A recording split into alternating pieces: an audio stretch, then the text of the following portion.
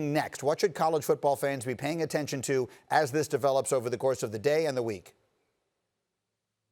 The Big Ten and the Pac-12 tomorrow, I think, are the two things to watch. We reported last night that the majority of Big Ten presidents have expressed that they would be in favor of canceling or postponing the season.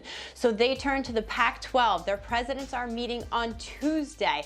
I'm expecting that they are presented with some medical information from their medical advisory board that will be key in determining whether or not they decide to cancel or postpone the season. So if those two leagues make a move, then the question is, do the rest of the dominoes fall? Okay, so obviously you'll be keeping an eye on that for us, and we'll be keeping an eye on you. Thank you very much, Heather. Outstanding work all day long. Now I want to bring this squad back in here. And Jalen, we've not had a chance to hear from you yet on this, but of course you played a different sport at the very highest level on the college level, and you obviously follow this closely. What is your reaction to this possibility, the college football season perhaps about to be canceled because of the coronavirus?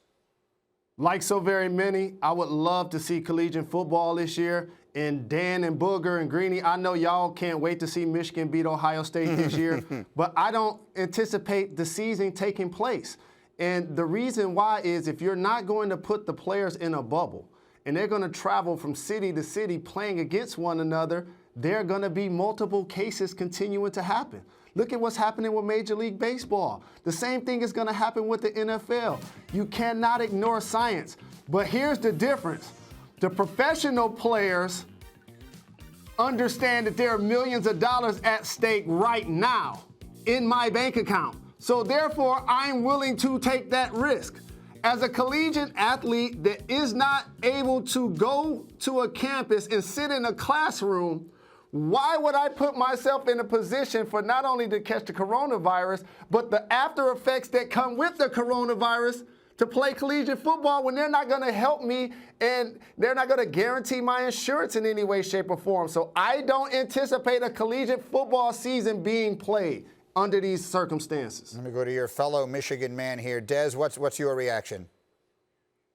Well, I agree with Jalen's sentiments about Michigan beating Ohio State. I do agree with that part. I think he makes some very good good points.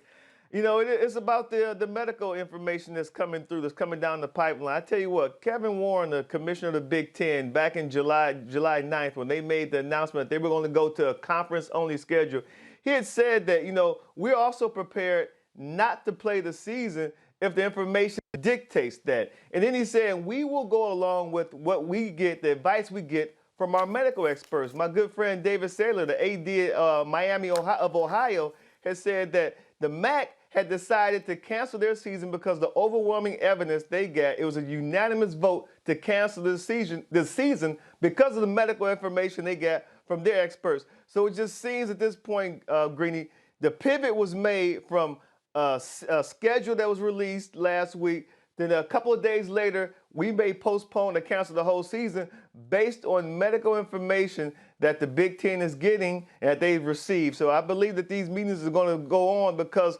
respiratory issues or cardiac issues that people who have tested positive initially, but then eventually tested negative, that they've suffered afterwards, is the reason why I think they're starting to pivot towards not having a season. Yeah, Booger McFarland, you've used the word liability on this show many times this morning, and it's a word no one enjoys hearing because it's the least fun part of anything, but it may be, Booger, to the point you've made this morning, the most important piece of all of this. Well, without a doubt, Greeny, I think on the surface, playing football is fun. Playing football would be a lot of entertainment for us. But behind the scenes, when it comes to the liability, somebody's ultimately got to be responsible if something catastrophic happens, if something catastrophic happens down the road. Greeny, think about the NFL.